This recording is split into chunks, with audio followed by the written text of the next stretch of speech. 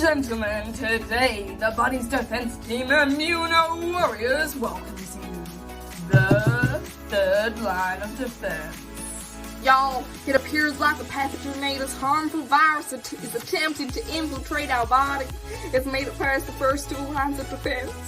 Their team is made up of infective agents that will cause the disease once inside our system, and antigens on the surface, foreign particles that stimulate an immune response.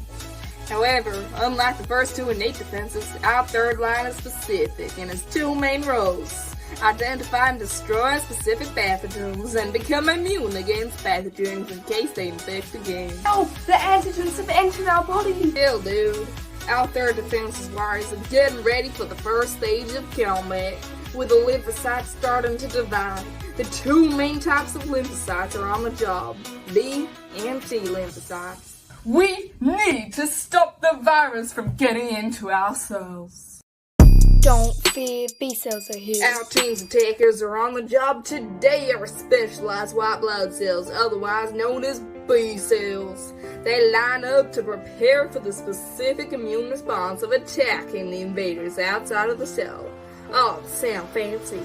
I'll mediate human immunity. Made and trained in the bone marrow, the B cells divide to form the memory B cells and the plasma cells. The plasma cells secrete its unique own antibody on its surface that locks onto only one specific opponent, the matching antigen.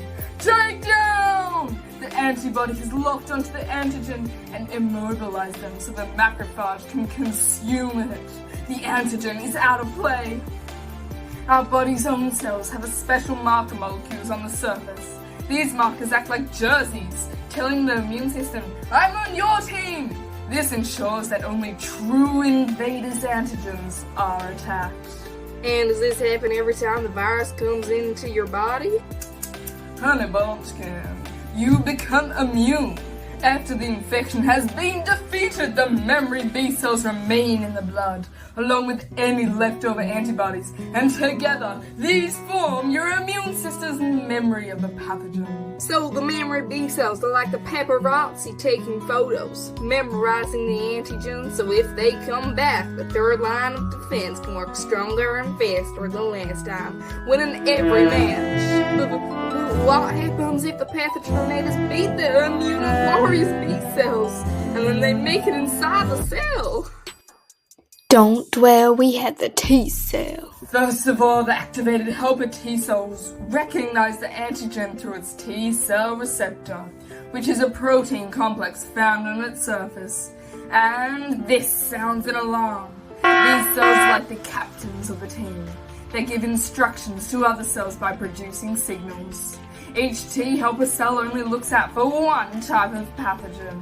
Then they release chemicals that will activate the cloning of cytotoxic T and B cells. And the cytotoxic killer T cells move to the site of infection and release chemicals, punching holes through the walls of the pathogen cells.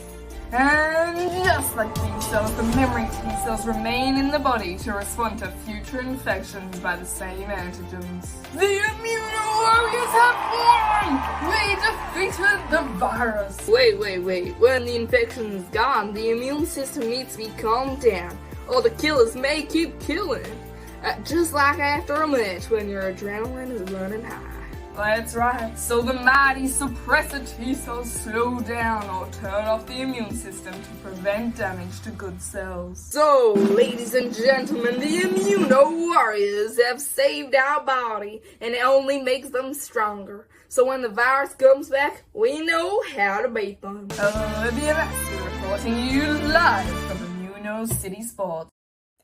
The visuals make learning entertaining, and the model explains in depth about B and T cells, whilst linking to sport. This is effective when teaching a Year 9 student because they're using analogies and examples to understand what we're learning.